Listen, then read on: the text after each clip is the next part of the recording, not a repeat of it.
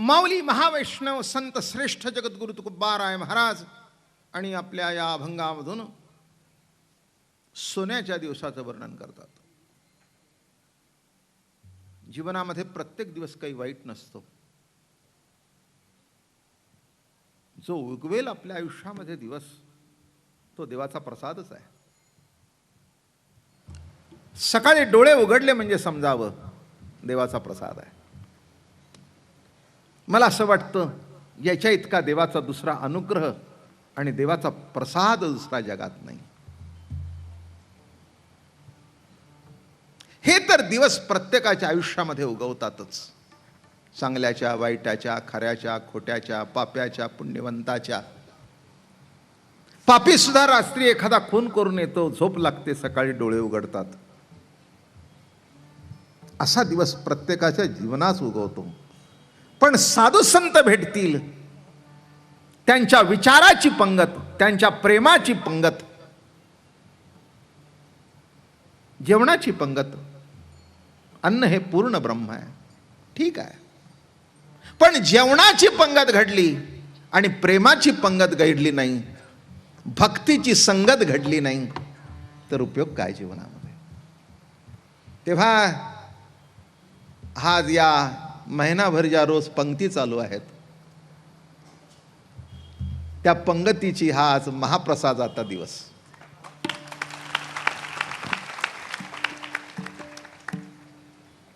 मागच्या काळामध्ये ज्या पंक्ती चालत होत्या त्यामध्ये भेदभाव होता. कुणाला काय द्यावं, कुणाला काय सांगावं, कुणी काय ऐकावं. इथे संताची पंगत असल्या कारणाने जाणत्या नेणत्या ज्या जैसी आवडी उतार सांगडी तापे पेटी, हे त्या संताच्या पंगतीचं वैशिष्ट्य आहे. आणि म्हणून मी सुद्धा तुमच्यातलाच एक तुमच्या पंक्तीला बसून माऊलींचा प्रसाद ग्रहण केला. तुमचं आमचं जीवन म्हणायला हरकत नाही पावन झालं, नाही का? माणसाला धंद्यामध्ये पैसे मिळाले तो म्हणतो भाग्य उजळलं. बायको चांगली मिळाली भाग्य उजळलं. मुलगा झाला भाग्य उजळलं. पण याहीपेक्षा संत मायबाप भेटले किती उजळलं, नाही का? या सगळ्या गोष्टीचा विचार करायला पाहिजे. कारण का? ही सगळी भाग्य फिरणारी आहेत. पैसा उलट सुलट करतो, बायको फिरेल, नवरा फिरेल, मुलं बाळ फिरल्याशिवाय राहायची, अगदी पक्की स्टेटमेंट करून टाकतो, फिरल्याशिवाय राहायची नाही. पण एकच संगत अशी आहे की जी झाल्यानंतर आयुष्यात कधी तुमच्याकडे पाठ फिरवणार नाही. आणि ती संगत म्हणजे संताची संगत. मला नेहमी असं वाटतं तात्या, या संतांनी वाल्याचा उद्धार केला, इतके तर वाईट आम्ही नाही. काय खरंय का खोटं आहे?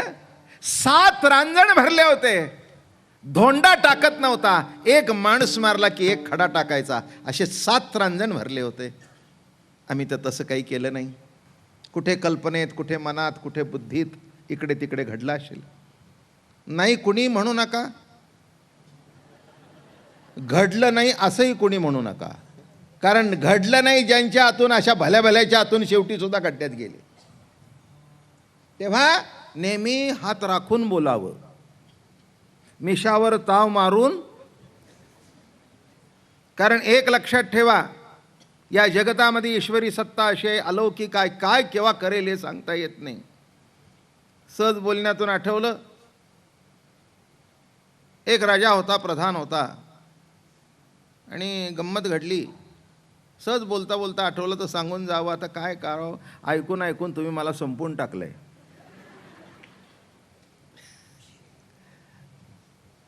बरं का? मोठा शास्त्री होता, विद्वान होता. आता काय दरबारमधली माणसं कुठेतरी कुचाळा करतच असतात. काय म्हणले, महाराज आपल्या दरबारमधले एवढा विद्वान आहे, त्याला काही कामगिरी नाही, फुकटचं खातोय.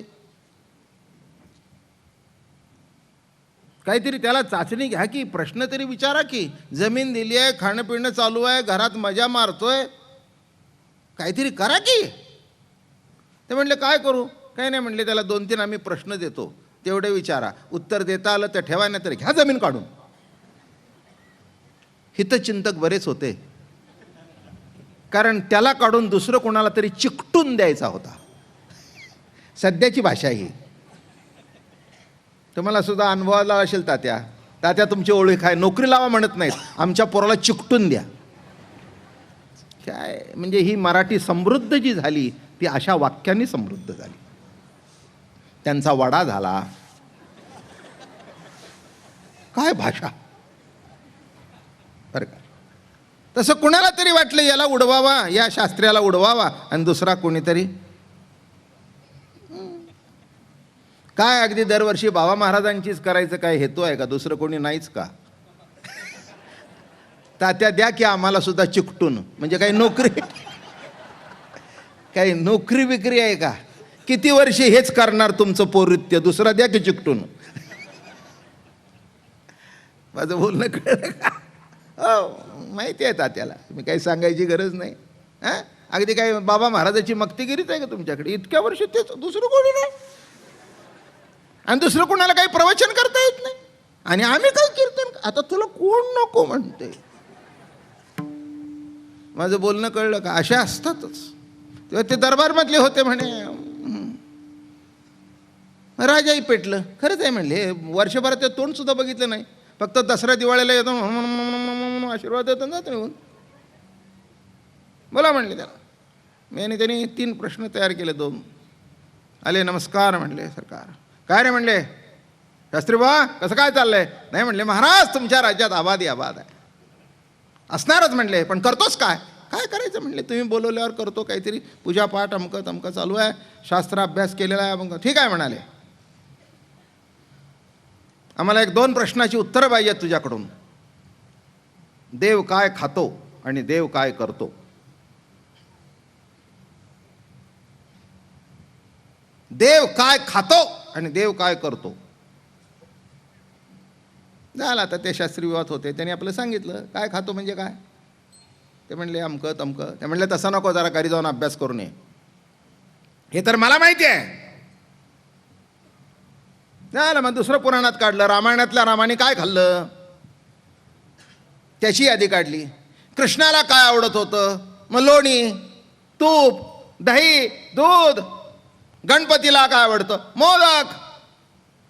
ते म्हणले हे मला माहिती आहे रे, हे काही बरोबर नाही. देव काय खातो? पांडुरंग काय खातो? पुरणपोळीचा नैवेद्य, गर्भित अन्न. कसा नैवेद्य असावा? गर्भित नैवेद्य असावा. झालं. हे म्हणले ही असली उत्तरं तू मला देऊ नकोस, शास्त्रीय आहेस तू, तुझ्याकडून अपेक्षा निराळी आहे. जरा गडबड करू नका, मग ठेवा. चला बसा खाली, आता नका वर येऊ. देव काय करतो आणि देव काय खातो? झालं. 5-6 दिवस झाले त्यांनी हे चाललं ते चाललं, रामायण चाळ, महाभारत चाळ, अमक्या ठिकाणी काय नैवेद्य होता, तमक्या वेळेला काय नैवेद्य होता, एकालाही तो होय म्हणेना. आणि शेवटी सांगितलं उद्या जर उत्तर आलं नाही तर जमीन खालसा आणि गावाच्या बाहेर. आता राजा बोले, दाढी हाले का दल आले. झालं बाबा, मजेशीर गोष्ट आहे. झालं. आणि काही सुचे ना, असं डोक्याला हात लावून बसला. बायकोला म्हणाला आवरा, सकाळी उठून निघायचंय. आता कुठे जावं? आईत दारात शिदा येत होता. जो सिद्धा येतो घरात तो शिद्धा. शास्त्रीवा तुम्हाला माहिती आहे, काही त्याच्याकरता भानगड करावी लागत. सिद्धा घरात येतो तो सिद्धा. नुसतं बाईला सांगायचं उद्या तुमच्या सासऱ्यांचं असं होय, पाठवून देतो 5 किलो. सिद्धा. नुसता तो सिद्धा घरात येतो, त्याचं नाव शिदा. हे रोजच येत होतं. बरं, राजाचा उपाध्याय, त्यामुळे हे आले ते आले. आता गावच सोडून गेल्यानंतर पुढे काय राहिलं? खलास. तितकं त्याचा एक ते सेवक होता. तो सेवक जवळ गेला, म्हणला महाराज आपण एवढे दुःखात बसला, आपल्याला काहीतरी माझी मदत. गाढवा म्हणला मला येत नाही ते तुला काय येणार. ते म्हणले काही वेळेला गोष्टी गाढवाला सुद्धा येतात जे मालकाला येत नाहीत त्या. पुष्कळ वेळेला जीवनामध्ये असं घडतं की मालकाला येत नाही ते गाढवाला येतात, म्हणूनच मालक गाढव सांभाळतो. नाही का? हो, काही काही माणसाजवळ भुरकड गाढव काय, अहो त्याचं काही ती गाढव काही निरुपयोगी नाही, चांगलं असतं गाढव. माणसापेक्षा सुद्धा काही काही वेळेला ते चांगलं वागतं. 2 गाढव रस्त्याने भेटली आणि तिथे एक दारू पिऊन पडला होता. ही उपकथा, आज काला आहे ना, असा पडला होता घाणीत. 1-2 माणसं म्हणली, तिथे गाढवही होती त्या तिथे आलेली उकिरड्यावर, ते उकिरड्यावर पडलं होतं. माणसं म्हणाली काय हो गाढवासारखा पडलाय. ते 2 गाढव म्हणली दुसऱ्या गाढवाला, काही अक्कल आहे का, आपण कधी असं पिऊन पडतो का.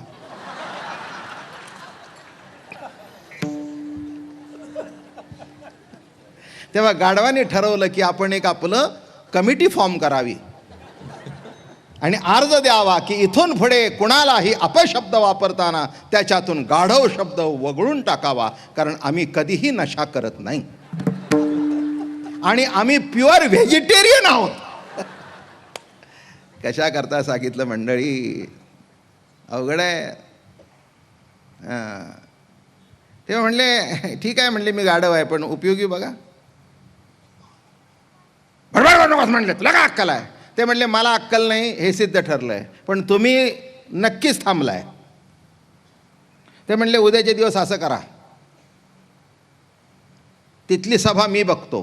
अरे म्हणले तुला पुन्हा किती वेळा सांगू, तुला काय अक्कल आहे. म्हणले मला अक्कल नाही ठरलं, तुम्हाला काही पुढचं येत नाही हे नक्की. आता आपण प्रयोग करू की, कारण तुमचं संपलेलं आहे. आता संपलं म्हटल्यानंतर आमच्या पद्धतीने प्रयत्न करायला काही हरकत आहे का. ते म्हणले उद्या असं करा, असं मान खाली घालून जाऊ नका, जरीचं उपरणं ठेवणीतलं काढा, जरीचं धोतर बितर असं मिशा विषा असा पिळदार करा, रोबाबमध्ये चला, रोज असं जाता तसं जाऊ नका. पुढचं तुम्हाला माहिती नाही, मी बघून घेतो, तुम्ही संपलेला आहात. पुढचं विचारायचं नाही, मी काय करतो ते बघा. गेला होतो. प्रधानजी म्हणाले आज शास्त्री बाबा मोठे रगेलपणाने येत आहेत. बसले. काय शास्त्री बाबा, प्रश्नाची उत्तरं झाली का. काय म्हणले सरकार, एवढ्या वर्ष तुमच्याकडे खातोय म्हणून आम्हाला तुम्हाला उद्धटपणाने बोलता आलं नाही. काय तुमचं आमचं घेणं देणं आहे. असल्या प्रश्नाची उत्तरं आमची सारखी पोरं सुद्धा देतात. मला याचं दुःख झालं की माझ्या घरात काम करणाऱ्या माणसांनी ज्या प्रश्नाची उत्तरं द्यावी, असले हलके प्रश्न तुम्ही आम्हाला विचारता. एवढंच बोला आणि गप्प बसा म्हणला, पुढचं काही तोंड उघडू नका, पण हे रुबाबमध्ये बोला. ते म्हणले हे आमचा जो आहे ना तो सांगेल. बंडोपंत आमचा आहे बरोबर. ए बंड्या दे उत्तर. हे तिथले तिथेच घाबरायला लागलं बरं का, आता पुढे काय. बंडोपंत गेले, सलाम बिलाम केला. म्हणले सरकार ही महान उत्तर आहेत, एवढ्या लोकात देता येत नाहीत, त्याला तुम्ही नेहमीच पाहिजे. एक उत्तर जगासमोर देतो. देव काय खातो, तर देव माणसाचा अहंकार खातो. देव माणसाचा, लक्षात ठेवा, तुम्ही म्हणा मी असं केलं, म्हणा नुसतं म्हणा. काही काही घरामध्ये प्रत्येक चालतं, मी वर गेल्यावर तुम्हाला कळेल. आता वर गेल्यावर तुम्हाला काय कळायचंय. हे काय कमाल आहे माणसाची. मी वर गेल्यानंतर मी आहे म्हणून काही नाही. आजा गेला, पंजा गेला, त्याचा बाप गेला, सगळे वर गेले, जग कुणा वाचून थांबलं नाही, तर तुमच्या आमच्या वाचून कुठे थांबणार आहे. देव काय खातो, देव अहंकार खातो. वा म्हणले बढिया, फर्स्ट क्लास. पण म्हणले पुढचं उत्तर दिवाने खास मध्ये, दिवाने आम मध्ये नाही. झाला. तिथे गेले आतमध्ये, दरवाजे वगैरे बंद करून ठेवले. राजा सिंहासनावर बसला, कडी आपल्या हाताने घातली. ते म्हणले तुझे ते झेड सिक्युरिटी वगैरे कोणी बरोबर नाही पाहिजे, फक्त तू आणि मी. आणि काय तात्या ते रोजच तूप बीप खाऊन तोही गडी मस्त होता. असा उभा राहिला. तो राजा बसला होता. हां, दे उत्तर. देव काय करतो, काय करतो म्हणून वर तोंड करून काय उतरतोस, खाली उतर.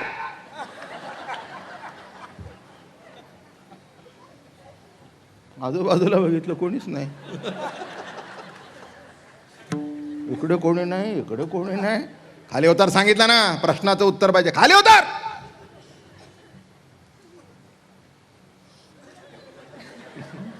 घाबरले ते. तसं ते काय, तसं एवढंच होतं, ते काय असं मजबूत नव्हतं बरं का. हे सिक्युरिटीमधले चालणारी माणसं अशीच असतात, त्या सिक्युरिटीमध्ये पॉवरफुल असतात. ते अवघड गडीत असतं उठ. आता हे आजूबाजूची गेल्यावर हे एकटं काय करतंय, खाली उतर. आणि काय सांगू, असा जाऊन बसला गादीवर. ते वर बघतोस काय म्हणला, खाली वाक, खाली वाक.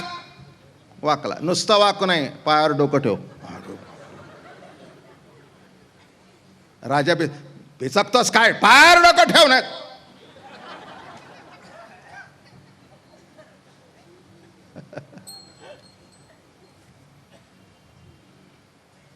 दुसरा प्रश्न काय तुझा,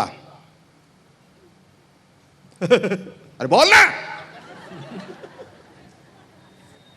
पहिल्या प्रश्नाचं उत्तर दिलं, दुसरा प्रश्न का, अरे बोल ना. देव काय करतो, उलट पालट.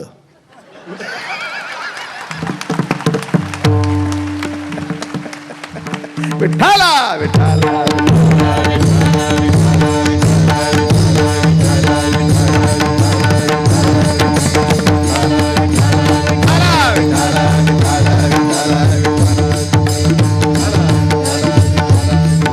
कळलं का, कळलं. उठा म्हणला महाराज, पायावर डोकं ठेवलं, बसा महाराज. राग बांधायचा नाही हा. फक्त तुम्ही विचारलं होतं देव काय करतो, हे कृतीशिवाय एवढ्या माणसात दाखवणं बरं नव्हतं. आता म्हणलं असं घाबरू नका, चला मी तुमच्या मागे आहे, नीट चला. सगळ्यांनी विचारलं तर सांगा, उत्तर मिळालं, पण 10 माणसात सांगण्यासारखं नाही. तेव्हा हे त्याच्याकरता उत्तर नाही, माझ्याकरता नाही, तुम्हा सर्व माझ्या सकट आहे की देव काय करतो. कशाला अहंकार ठेवता, केव्हा उलट पालट करून टाकेल हे तुम्हालाही कळणार नाही, मलाही कळणार. म्हणून सुख करता दुःख हरता. काय म्हटलं मी, कशा करता दर्शन, कशा करता प्रार्थना, गणपती बाप्पाची. महाराज सांभाळा, सांभाळा. 1 महिना तुमची सेवा केली आहे, मनोभावे केली आहे, सांभाळा. आम्हाला माहिती आहे जीवन आहे, चांगलंच घडतं असं नव्हे, वाईटही. किती घरच्या बाईंनी 10 वेळा तांदूळ निवडले तर अधूनमधून खडा आल्याशिवाय राहत. एका तरी बाईने हात वर करा की माझ्या नवऱ्याच्या तोंडात कधी खडा आला नाही. अगं लग्न झालं त्या दिवशी तुझ्या रूपानेच पहिला खडा आला.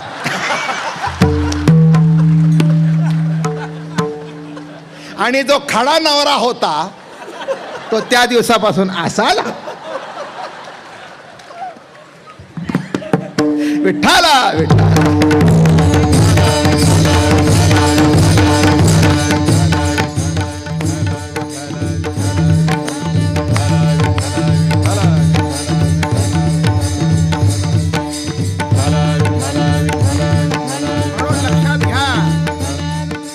आपण इतक्या दिवस जे अनेक 15 वर्ष झाली एकच विषय आहे की आपल्यातली सत्ता आपण ओळखून घ्यावी. ओळखिला हली धन्य तोची संसारी, त्याची सरली एरधार आणि झाला सुफळ व्यापार. किती गोड शब्द बोलतायत. ओळखिला हरी, भेटला नाही, भेटला नाही, भेटू नये, पण ज्यांनी आपल्यातला देव ओळखला, धन्य तोची संसारी, त्याची सरली एरधार आणि झाला सुफळ व्यापार. त्याची एरधार संपते आणि त्याचा संसार सुखाचा होतो. म्हणून आजी दिवस झाला धन्य सोनियाचा आवला. काल्याचा अभंग आहे. आज आपल्याकडे काला आहे आणि आज अभिनव काला आहे. आज आपल्या काल्याला वारकऱ्यांच्या रूढीप्रमाणे काल्याप्रमाणे चिरमुरे आहेत, लाया आहेत, पण गणपती 1 महिना सांगितला म्हणून प्रत्येकाने मोदक करून आणले. बरं का, आज आपल्याला इथे प्रसाद प्रत्येकाला मोदक आहे, सुंदर आहे. बरं का, जीवन असंच आहे. वर लागताना त्या पिठात थोडंसं मीठ घातलेलं असतं, पण आतमध्ये जाल तसा त्याच्यातला सारण कळेल.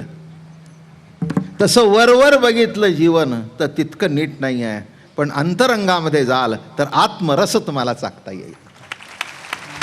प्रभूचा प्रेमरस चाकता येईल. वरवर राहिलं तर कोणाचंही असंच आहे. तो वरचा पापुद्रा असला की नाही, उकडीची असू दे नाही तर कणकीची असू दे, नाही तर बाजारपेठेतून आणलेली असू दे, पण वरचा पापुद्रा जो आहे का नाही, माणसाला वाटतं गोड लागत नाही. अरे आतमध्ये खाणं हे वरचं असंच आहे, पण अंतरंगामध्ये डोकवाल आणि प्रभू प्रेमाची प्रतिती प्रगट होईल तेव्हा कळेल चवी रसाळ हा काला. चवी रसाळ हा काला. लक्षात ठेवा, वारकरी संत परंपरेतून सामाजिक ऐक्य हाच काला. काला काय? काला म्हणजे काय? काला म्हणजे काय? नुसतं दहीदूत करून वाटणं, एकत्र करून वाटणं नव्हे. सगळ्या जाती जमाती एकत्र करणं, त्यांचा हात त्याला लागणं आणि सर्वांचा हात लागलेला आपल्या तोंडामध्ये जाणं, हाच वारकऱ्याचा काला. एक लक्षात घ्या मंडळी, हे दिसायला साधं दिसतंय पण असायला साधं नाही. हे एवढं पक्क पहिल्यांदा कळू द्या, मग बाकीच्या सगळ्या गोष्टी कळतील. कुठे गेला होता काल्याला? काल्या म्हणजे ते दहीहंडी बांधतात आणि तेच ना. गड्या लक्षात ठेव, हे दिसायला साधं आहे पण असायला साधं नाही.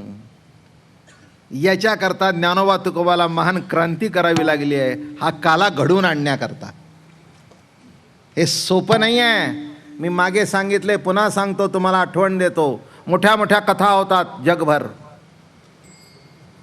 मोठे मोठे पारमार्थिक कार्यक्रम होतात, सगळीकडे होतात, भारतभर होतात. पण एक सांगतो, त्या सर्व कथांची सांगता, त्या सर्व धार्मिक कार्यक्रमांची सांगता अन्नदानाने होते, पण काला फक्त वारकरी संप्रदायात आहे. पुन्हा सांगतो, अजून विस्तृत सांगतो. अन्नदान शब्दाचा अर्थ आम्ही शिजवायचं आणि तुम्ही खायचं. बोलणं कळलं? आम्ही आचारी लावले, आम्ही शिजवलं, आमचं अन्न आम्ही तुम्हाला वाढलं. इथे तसं नाही. इथे आता कोणत्या समाजाचे लोक नाहीत, ब्राह्मणापासून अतिशूद्रापर्यंत सगळ्या जाती जमाती इथे 1 महिना एकत्र आल्यात. आणि आता हे जे टाकलंय ना, त्यात प्रत्येकाचा हात लागलेला आहे. आपण काही 4 भांडी ठेवली नाहीत. लिमये का, जोशी का, पहिल्या भांड्यात टाका. पाटील का, दुसऱ्या भांड्यात टाका. कांबळे का, चौथ्या. असं आहे काय? असं आहे कुठे? कुठेही भांड्यावर लिहिलेलं नाही. जो येईल त्यांनी एकाच भांड्यात टाकावं आणि सर्वाचं प्रेम कालून एकमेकाच्या तोंडात घालावं. ही केवढी मोठी क्रांती आहे हो. तुमच्या लक्षातच येत नाही काला. तुम्हाला काय वाटते? आता हे तोंडात घालणं सुद्धा किती अलौकिक आहे, नाही तुमच्या लक्षात आलं. इथे तोंडात घालायला आल्यानंतर तुम्ही विचारता का आपलं आडनाव? दे कान फटात ठेवून आडनाव विचारतय. अजून तुझ्या मनात जे आड आलंय ते गेलं नाही का? विचारतस काय?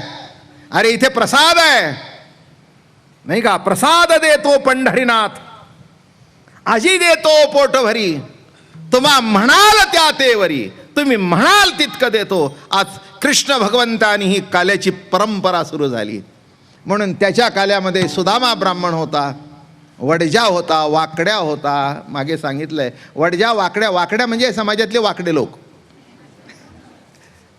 आपल्याला काल्यामध्ये आज सर्वांना घ्यायचं आहे.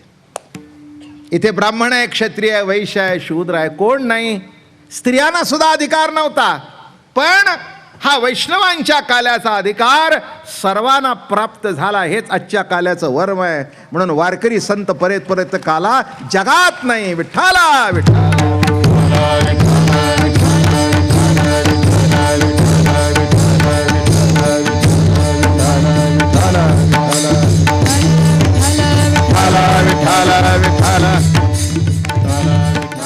म्हणून आज या ठिकाणी भगवंताचं स्मरण करून यंदाचा काला वैशिष्ट्यपूर्ण आहे. कृष्ण भगवंताने काला केला, त्या मागच्या काल्यामध्ये देवादिक आले नाहीत.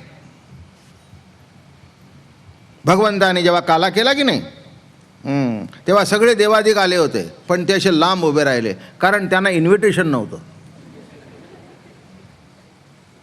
मोठे मोठे देव होते सगळे, ब्रह्मदेवापासून सगळे आले. आणि ते आता ब्रह्मदेव म्हणजे याच्या पोटचं पोर ना, अनंत कोट ब्रह्मांड नायक परमात्मा, त्याच्या पोटचं पोर ते सुद्धा उभं राहिलं तिथे. ते येई ना, म्हणून तिथे ओवी लिहिली आहे, ब्रह्मा माझ्या पोटीचे बाळ, त्याचे लळे पुरवी मी सकळ, परी भक्तायसा प्रीतिकल्लोळ तेथ नाही. ब्रह्मा लाविला कर्मपंथा, भक्ता सिद्धी धली नैष्कर्मता, या लागी नवचे ब्रह्मा प्रार्थिता, होय भात खाता गवळीयाचा.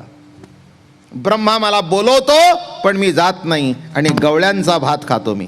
मी काय करतो? कुणाचा भात खातो? तर गवळ्यांचा. म्हणून थोडासा भाग लक्षात घ्या या ठिकाणी महत्वाचा, की या ठिकाणी आता हा श्रेष्ठ नाही आणि ते सगळे देव आले तिथे, बरं का. त्यांना वाटलं हे म्हणतील या, ते म्हणले ब्रह्म्या हे आपल्या घरचं लग्न नाही या म्हणायला, हा काला आहे, तुला खायचं असेल ते ये, नाही तर जा. मी गमतीने फोड करत असतो, जवळजवळ सगळ्यांना माहिती असेल.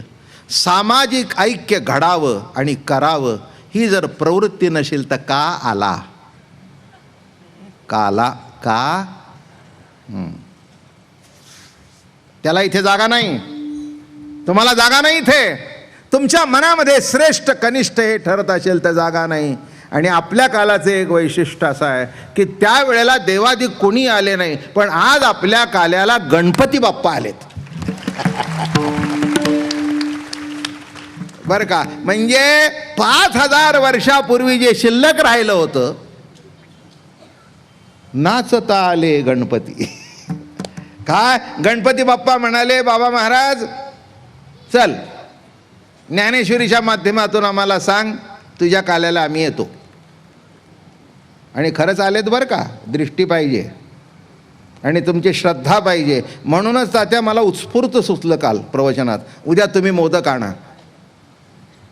तेच म्हणले, बाबा महाराज मी उद्या येतोय, मोदक सांग आणायला. आणि आज बघा, मला वाटतं सहज 21,000 मोदक झाले असतील, सहज झाले असतील. नीट लक्षात घ्या, आपल्या वैष्णव आणि मनापासून केलेले कार्यक्रम आहेत. तुम्ही मनापासून आला, कधी असा विचार केला नाही पाऊस आहे, कधी विचार केला नाही आता पुलावर पाणी आला तर घरी कसं जावं, कारण तुम्हाला एक पूल होता, तो एक अलौकिक असा ओढा होता, आणि त्या ओढ्यामुळे तुम्ही आलात, मी आलो. आणि एवढं केल्यानंतर गणपती बाप्पा येणार नाही. आज त्या बुधवार पेठेत गणपती नाहीच आहे. तात्या मगाशीच गणपती 6:45 इथे आलेले आहेत. म्हणून तिथे जे जातील ते गणपतीच्या मूर्तीचं दर्शन घेतील, आणि इथे आज जे हजर आहेत त्यांना गणपती आशीर्वाद देऊन घरी पाठवेल. ही माझी, मी काही बोलत नाही, हे तो सांगतोय बोल, मी बोलतोय. आणि याच्यामध्ये एक शब्द इकडचा तिकडे नाही, लाक्षणिक नाही, किंवा तुमच्यावर इम्प्रेशन मारायचं राहिले का? 15 वर्ष तुम्ही मला सोडलं नाही ना, आता काय इम्प्रेशन मारू? इम्प्रेशन मारायचं असतं ते पहिल्या दिवशीच. चहा आणि ग्लुकोजची बिस्किट. होय, आता 4 पोरं झाल्यावर काही इम्प्रेशन मारायचंय. तसं 15 वर्ष तुम्ही माझ्याकडे येत आहे आणि मनोभावे येत आहे आणि न चुकवता येत आहे, तेव्हा इम्प्रेशन मारायचं नाही. जे गणपती बाप्पा आतून सुचवलं ते तुम्हाला सांगितलं. खरंच आज इथे आहे, खरंच आहे, खरंच आहे. आणि मनोभावे आपण त्याचं निरूपण केलं, मनोभावे तुम्ही ऐकलं. माझी खात्री आहे, नुसतं ह्या देवांचं स्मरण करा, तुमच्या जीवनाचं कल्याण होऊन जाईल. बरं का, कोणत्या ज्योतिषाकडे जाऊ नका, कोणाला काही विचारू नका. एक त्याचं स्मरण केलं की सगळंच होऊन जातं. नामामध्ये एवढी ताकद आहे.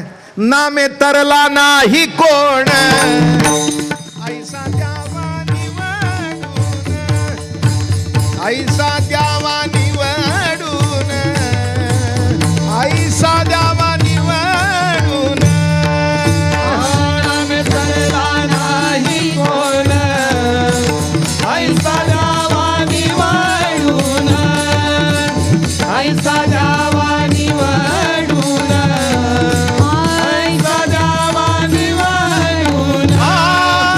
नामे तरला नाही कोण, ऐसा द्यावा निवडून, ऐसा द्यावा निवडून, ऐसा द्यावा निवडून. नामे तरला नाही कोण, ऐसा द्यावा निवडून, ऐसा द्यावा निवडून, ऐसा द्यावा निवडून.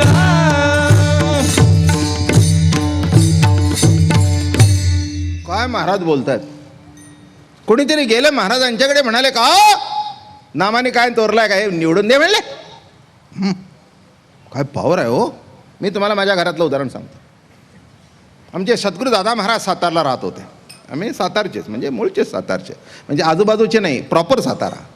बुधवार नाक्यावर अजून मारुतीरायाचं मंदिर आहे, तिथलेच. आमचे तात्यासुद्धा सातार भागातलेच आहेत, वडूज भागात. माणसांना वाटतं तात्याचं आणि महाराजाचं कसं जमा, शेवटी एका गावची. काय पुणेकर नंतर झाले, जसे आम्ही मुंबईकर नंतर झालो. आता काय सर्व गावकर आहोत आम्ही. कशा करता सांगितलं, काय सांगतो तुम्हाला, दादा महाराज. आणि तिथे बसले होते आणि त्यांना भेटायला काशीचे संन्यासी आले. कारण का, दादा महाराज आमच्या काशीला गेले होते आणि तिथे त्या 41 दिवस त्यांनी बिंदू माधवाच्या देवळामध्ये प्रवचनं केली. आणि तिथे बिंदू माधव देऊळ हे सांगलीकरा औंधकरांचं होतं. तेव्हा औंधचे राजे महाराजांच्याकडे येत होते. तेव्हा महाराज काशीला जायचं म्हटल्यानंतर त्यांनी औंध तिथून पत्र पाठवलं की आमचे महाराज तिथे येत आहेत, त्यांची व्यवस्था करा. आणि तिथे यज्ञेश्वर शास्त्री दीक्षित म्हणून होते. आणि तिथे उतरल्यानंतर ते म्हणाले की इकडे प्रवचन करा. आणि प्रवचन करायला लागल्यानंतर दादा महाराजांनी असं प्रवचन केली की यज्ञेश्वर शास्त्री दीक्षित म्हणाले इथे राहा तुम्ही. आणि जवळजवळ 41 दिवस महाराजांनी आणि तिथे प्रवचनं केली. मधलं सांगत नाही, पुष्कळ आहे. ते जाऊ नका म्हणत होते, इथेच राहा. कारण का, शास्त्र सिद्धांत आम्ही ऐकले पण बोध तुमच्याकडून ऐकला. आणि त्या वेळेला सांगतो, सगळे संन्यासी ब्रह्मचारी त्या प्रवचनाला येत होते. शेवटची जेव्हा समाप्ती झाली, त्या सगळ्या संन्याशा ब्रह्मचार्यांनी 1-1 रुपया असं ताट चांदीच्या रुपयाचं भरलेलं त्यांच्यासमोर ठेवलं. दादा महाराज म्हणाले, मी काही या हेतूने केलं नाही. ते म्हणले, आम्ही तुम्हाला देत नाही, हा पैसा नाही आहे, हे ज्यांनी संसार सोडलाय अशाने जमा केलेली ही दक्षिणा आहे. आणि दादा महाराजांना मोहाचं धोतर नेसवलं, शाल घातली, उपरणं घातलं आणि ते हे एक आठवण म्हणून राहू द्या. आणि दादा महाराज जेव्हा आले, सातारला आले आणि काही वर्षांनी 1-2 संन्यासी तिथे आले. शोध घेत महाराष्ट्र में जाना है तो दादा महाराज सातार जी को मिलना है. आणि असेच महाराज बसले होते तिथे. आले आणि मग चर्चा करता करता करता क्या श्रेष्ठ है, तो महाराज जी बोले नाम यही श्रेष्ठ है. ते म्हणे आप तो नाम नाम नाम नाम कहते हैं, ज्ञान श्रेष्ठ है. नाम से कौन तरा है, किसका उद्धार हुआ है. दादा महाराजांनी असं बघितलं, मेरा मेरा पुरावा क्या है. अरे पुरावा क्या लगता है, मैं तो संसारिक हूं. आप तो उत्तर हिंदुस्तान काशी में रहते हैं. काशी में निकलते समय तेरे मन में एक ही था कि सातार में जाके महाराज जी को मिलना. अरे तू सन्यासी ब्रह्मचारी बहुत बड़े उच्च कुल के है, मेरे को मिलने के आया, इसके लिए मैं तेरा, इसके लिए तो आया तू. माझं बोलणं कळलं का. अरे मी तरलो म्हणून तर भेटायला आले. माझ्यात काय असं की काशीपासून माझं स्मरण करून तुम्ही मनामध्ये माझा संकल्प केलात की महाराजांना भेटायचं आहे. तात्या एवढं म्हटल्यावर उठले साष्टांग खरंच आहे म्हणले. काशीहून आल्यापासून एकच मनात होतं, ज्या माणसाचं आपण ऐकलं त्याला भेटायला जावं, त्याचं नाव ऐकलंय आणि आज दर्शन घेऊन खरंच कळलं की नामानेच माणूस तरतो. हे लक्षात घ्या. म्हणून हाच हेतू आहे, दुसरं काही नाही आहे. नामे तरला नाही कोण, काय शब्द विचारला, नामे तरला नाही कोण, ऐसा द्यावा निवडून. पुढे म्हणतात सलगीच्या उत्तरे तुका म्हणे क्षमा करा. हे मी सलगीने बोलतोय, मी जास्त मारत नाही, पण सर्वसामान्य माणसाला कशाने तरणार. आणि लक्षात ठेवा, हे नामाचा अधिकार इतर कुणी दिला नाही, संतांनी हे नाम वाटलं. म्हणून महाराज म्हणतायत आजी दिवस झाला धन्य सोनियाचा भला, का झाले संताचे पंगती, झाले संताचे पंगती, झाले संताची पंगती, झाले संताची पंगती. बरवे भोजन निगूते, बरवे भोजन निगूते, झाले संताचे पंगती, झाले संताचे पंगती. बरवे भोजन निगुती, बरवे भोजन निगुती, झाले संताचे पंगती, झाले संताचे पंगती. उद्धवा त्वा ये अर्थी, भागवतामध्ये महाराज म्हणाले उद्धवा त्वा ये अर्थी, बहुत न करावी वित्पत्ती, धरोनिया संत संगती, संसार गुंती उगवावी. संसार मोठा गुंता आहे, भल्या भल्याला सुटला नाही, भल्या भल्याला सुटला नाही, अडकले त्या गुंत्यामध्ये. मग उद्धवजी म्हणाले देवा हा एवढा मोठा संसाराचा गुंता आहे, सोडावा कसा. ते म्हणले एकच उपाय, उद्धवा त्वा ए अर्थी बहुत न करावी वित्पत्ती, धरोनिया संत संगती, संसार गुंती उगवावी. हा संसाराचा गुंता इतका विचित्र आहे, त्याच्यातून सुटत नाही. मग आम्ही संताकडे गेलो, संतांना विचारलं महाराज या गुंत्यातून सोडण्याकरता काय करावं. पुढेच दिलंय रामकृष्ण नामे. काय कर, रामकृष्णाचं नाम घे, सुंदर नाम घे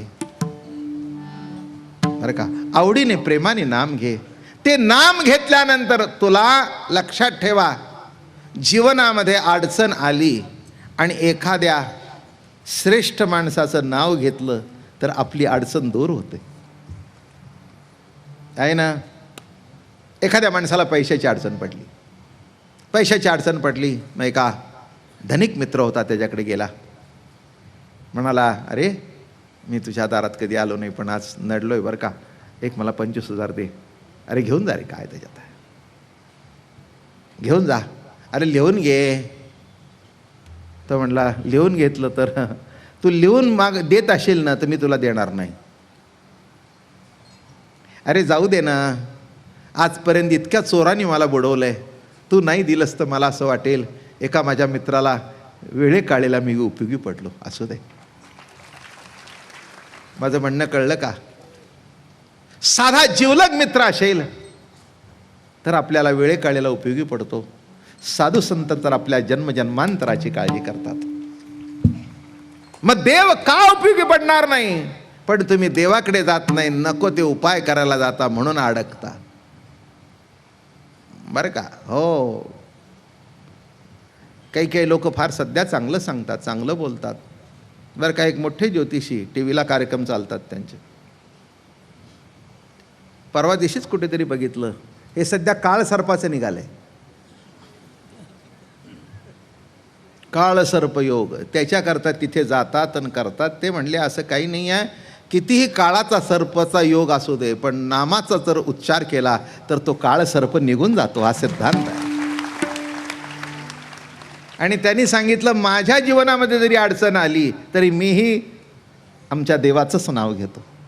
लक्षात ठेवा, शेवटी एक मार्गदर्शक म्हणून आकडे उपयोगी पडतात, पण शेवटी आपलं जीवन ज्याने घडवलंय त्याला शरण जावानं.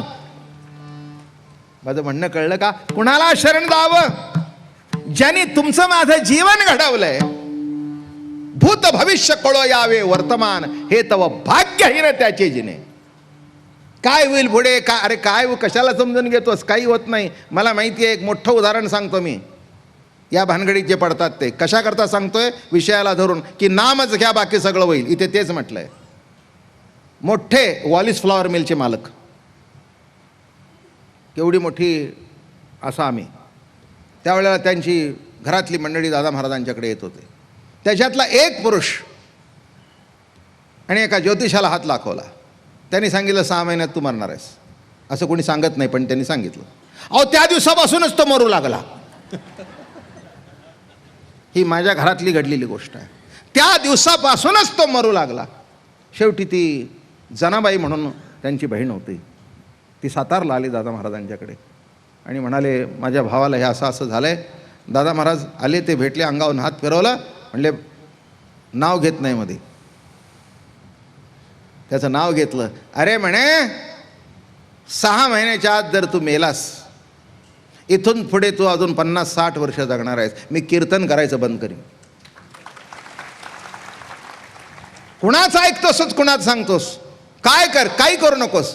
म्हण राम कृष्ण हरी जय जय राम कृष्ण हरी, राम कृष्ण हरी जय जय राम कृष्ण हरी, राम कृष्ण हरी जय जय राम कृष्ण हरी, राम कृष्ण हरी जय जय राम कृष्ण हरी, राम कृष्ण हरी जय जय राम कृष्ण हरी, राम कृष्ण हरी जय जय राम कृष्ण हरी, राम कृष्ण हरी जय जय राम कृष्ण हरी, राम कृष्ण हरी जय जय राम कृष्ण हरी, हरी हरी हरी हरी हरी हरी हरी हरी, राम कृष्ण हरी जय जय राम कृष्ण हरी, राम कृष्ण हरी जय जय राम कृष्ण हरी, राम कृष्ण हरी जय जय राम कृष्ण हरी.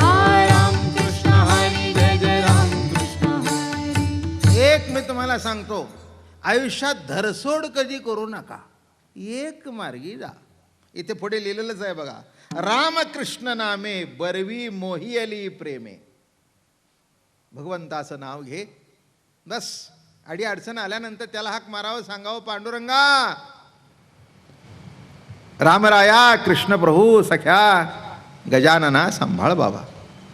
माझी खात्री आहे तुमची भक्ती असेल तर तो नक्की सांभाळणार. उगी शेजारचा हाक मारतो म्हणून हाक मारायला लागले, कसं होईल? दुसऱ्याकडे बघून आपलं जमत नाही. एका गावामध्ये एक पतिव्रता होती. ती पतिव्रता इतकी चांगली होती की ती पूर्वीच्या काळी असे कांडण करायचे ना घरात, म्हणजे ते असं असं करत, आणि इतकी नवऱ्याची सेवा तिची असायची की असं कांडण करता करता, अगं यमने, काय असेल ते नाव, माझ्या तोंडाला आलं ते घेतलं, आणि तिने हाक मारली की ते हात सोडायचे आणि ते मुसळ असं वरच राहायचं. इतकी तिची भक्ती होती. तर आजूबाजूचे सगळे, मग शेजारची होती, तिचा नवरा म्हणायचा, बघ तिच्याकडे, हा त्यात काय, मग त्यात काय. मग तिने सांगितलं, हे बघा, मी तुम्हाला नाही करून दाखवलं तर माझं नाव यमुना नाही. तो म्हणला, नको भानगडीत पडूस, तू कशी आहे ती मला माहिती आहे, नको भानगडीत पडूस. नाही ना म्हणला, ही गादी टाकली आणि जा तुम्ही तिथे. आणि माझ्याकडे लक्ष ठेवा, ते मुसळ वर गेलं की तुम्ही मला यमने हाक मारायची, मग मी ते सोडणार, ते वर राहणार आणि येणार. माझं बोलणं कळलं का? असं तुम्ही हाक मारली की मी वर सोडणार आणि ते वर राहणार आणि मग मी येणार. बघा तरी झालं. मग त्या नवरा झोपला, उठायचं नाही बरं का.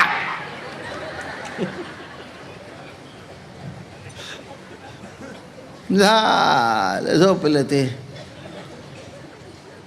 आलं का लक्षात? आणि आता तो बघतोय तिथं सुरू झालं. अहो किती वेळ करत राहिले म्हणा की.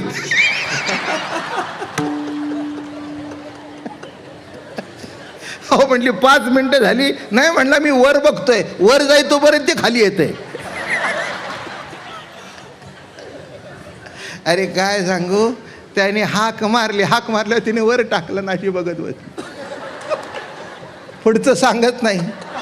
असं थोबाडावर पडलं, होते नव्हते तेवढे दात वर गेले. आणि मग जे शिवायला तुम्हाला म्हणताच आलं नाही, तुम्ही तसे ते मुसळ घेऊन धावली. म्हणले मार, आहे खरी पतिव्रता. तुम करते म्हणून हम करते, ऐसा नाही चलेगा.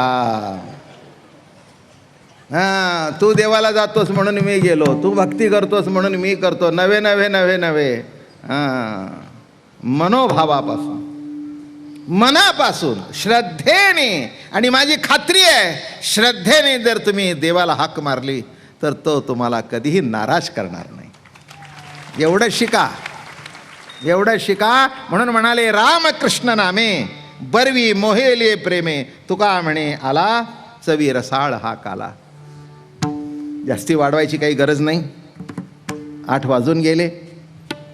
आपण काय सांगू आता. आमचे तात्या बोलतात आणि मग असे रडत होते. त्यांचा कंठ सद्गदित झाला. त्यांच्या एका कंठामध्ये इथल्या सगळ्या बसलेल्या माणसांचा कंठ दाटून आला, हे मला कल्पना आहे. ही मला कल्पना आहे. त्याच्याबद्दल तुम्ही काही सांगण्याची गरज नाही आहे. कारण बाबा महाराजाचं तुमचं नातं एका प्रवचनकाराचं आणि श्रोत्याचं एवढंच मर्यादित नाही आहे. इथला हजारोनी रोज असेच येत आहेत. रोज तुम्ही मला भेटा, मला न भेटा, माझ्या जवळ या, माझ्या जवळ येऊ नका. तुम्ही मला ज्ञात असा नाही तर अज्ञात असा, पण माझ्यावर प्रेम करणारे श्रोते आहेत म्हणून सर्व तुम्ही माझ्या हृदयात आहात.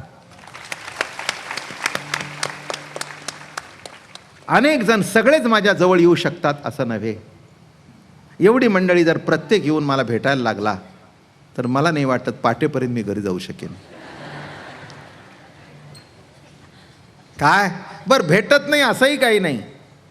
जे येतात त्यांना भेटतो, जेवढं फिजिकली शक्य आहे. आता नाही म्हटलं तरी बसण्याचा, उठण्याचा, हे सगळं गोष्टी मागे पुढे होत राहतात. पण माझी खात्री आहे की इथे बसलेला प्रत्येक, मला एक आयुष्यातला अनुभव सांगतो तुम्हाला. एकदा मी पंढरपूरच्या मठात बसलो होतो आणि एक म्हातारी बाई आली माझ्याकडे. होती 60च्या दरम्यान, बसली माझ्यासमोर, हात जोडले, या डोळ्याला धार होती. म्हटलं बाई काय झालं? काही नाही म्हणे, बाबा महाराज तुम्ही आमच्यावर किती प्रेम करता. मला काही कळलं नाही. म्हटलं बाई तू माझ्या परिचयाचे नाहीस, तुझं मुलं बाळं परिचयाचे नाही, तू कसं काय बोलतेस? नाही म्हणे, प्रवचनातून असे दृष्टांत सांगता आणि आमच्या जीवाची कोडी फिटतात, असं वाटतं महाराज माझ्याकरताच बोलतायत. असं वाटतं महाराज माझ्याकरताच बोलतायत. म्हणून मी जरी तुम्हाला भेटले नाही तर माझ्या मनातलं तुम्हाला म्हटलं, बाई मला काहीच कळत नाही, पण तू म्हणतेस एवढंच प्रेम तुमच्या सर्वावर मला न भेटता सुद्धा करता यावं, एवढाच तू मला आशीर्वाद दे. आणि जीवनामध्ये काय कमवायचं बाबा? पैसा येईल जाईल, नाव लौकिक येईल जाईल, पण प्रेम जर मिळालं तर जीवनामध्ये काही मिळायचं शिल्लक राहिलंय असं मला वाटत नाही. म्हणून तुमच्या माझ्यामध्ये हा जो प्रेमाचा धागा निर्माण झालाय, हा माझ्यावर असावं, परंपरेवर असावं, अखंड ती परंपरा तुमची ना आमची चालू राहावी, एवढंच इच्छा आहे. दुसरं काय आहे? दुसरं काय आहे? आम्ही परंपरा मानणारी माणसं आहोत. परंपरा टिकवावी आणि राहावी असं मला कधी वाटलं नाही की माझ्या घरातला मुलगा, माझी मुलगी म्हणा, नातू म्हणा, इंजिनियर व्हावे, डॉक्टर व्हावे, पुढारी व्हावे. मला एकच वाटतं, माझ्या घरातला पिढी जात चंद्र सूर्य आहे तिथपर्यंत कीर्तनकार, प्रवचनकारच व्हा. आणि एवढा आशीर्वाद तुम्ही द्या. दुसरं काही नाही मला मागायचं. मला कशात स्वारस्य नाही आहे. मला होता आलं असं तर वाटेल ते होता आलं असतं. काही डोकं कमी आहे काय? हा, जे रोज एवढ्या माणसाला असं खेळून ठेवतं आणि बसल्यानंतर असं असं चालतंय ते उगीच. कुठेही गेलो असतं ना तर नंबर 1 सोडला नसता. राजकारणात गेलो असतं तर आज मला तुम्ही कुठे बघितलं असतं. पण कुठे न बघता इथे बघता हेच माझं भाग्य आहे. हेच माझं भाग्य आहे. कारण तिथे निवडून आलो असतो तर प्रेम केलं असतं आणि पडलं असतं तर माणसं म्हणली असती गेल्या इलेक्शनला पडले बरं का. इथे पडलेही नाही न आले नाही. आणि पडलो असेल तर कुठे?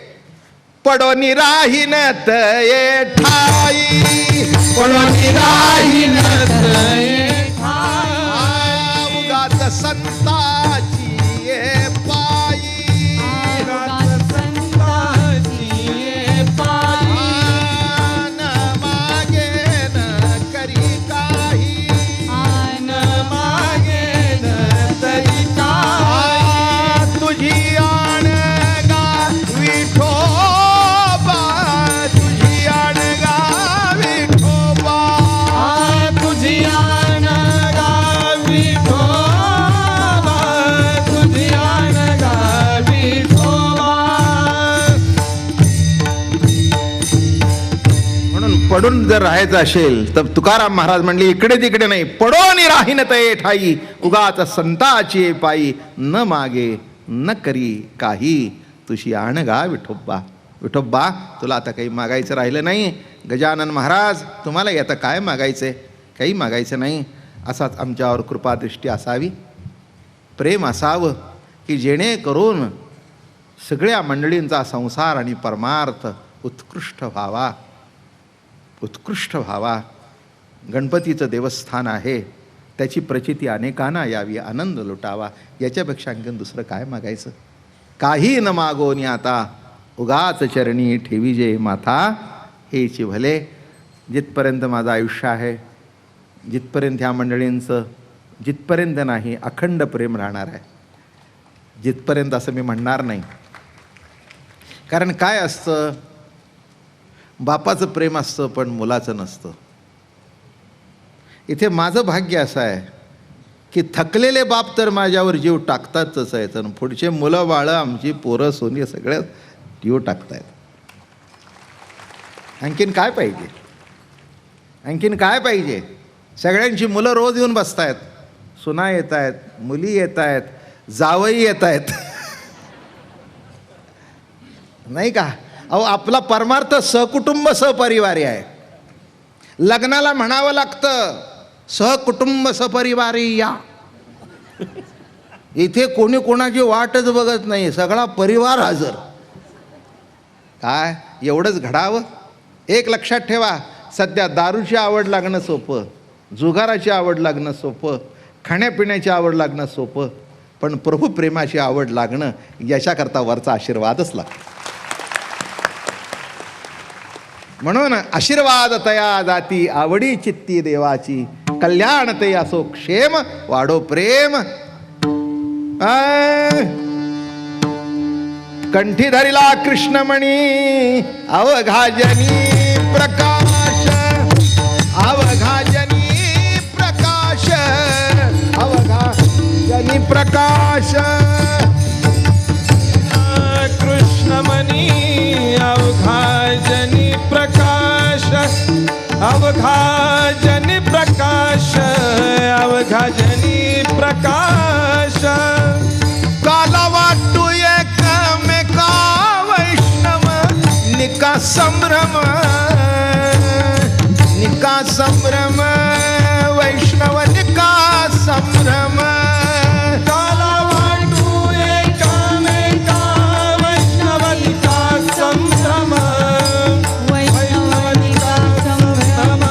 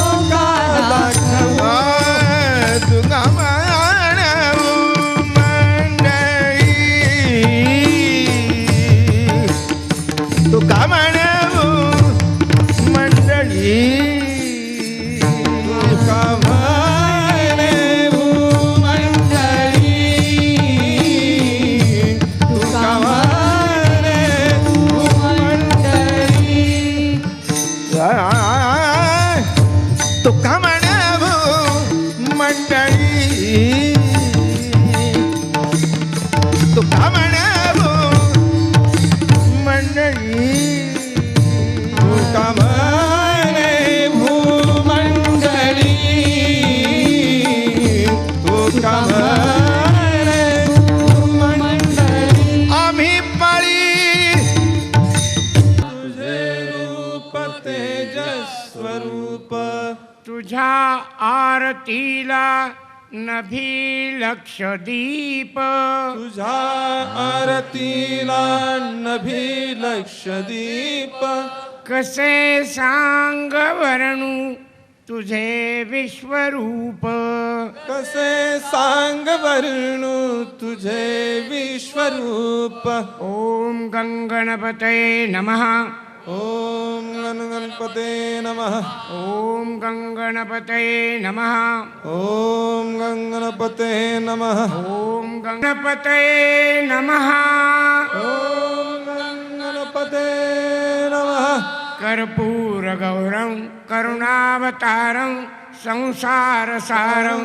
भुजगेन्द्रहारं सदा वसन्तं हृदयारविन्दे भवं भवामि सहितं नमामि सुखकर्ता दुःखहर्ता वार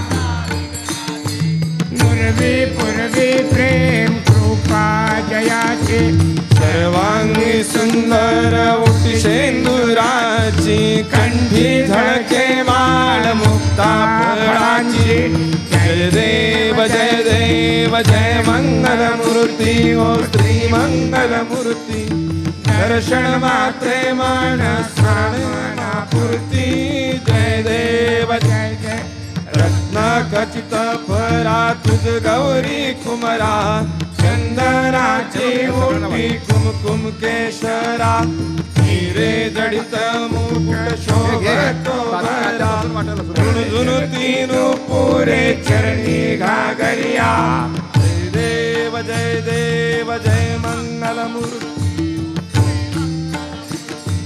दर्शन मात्रे मन कामना पूर्ती जय देव जय जय लंबोदर पीतांबर परिवर वंदना सरळ तोंड वक्र तुंड त्रिनयना रामाचा वाट पाहे सदना संकटी पावावे निर्वाणी रक्षावे सुरवर गजवदना जय देव जय जय जय मंगल मूर्ती ओ श्री दर्शन मात्रे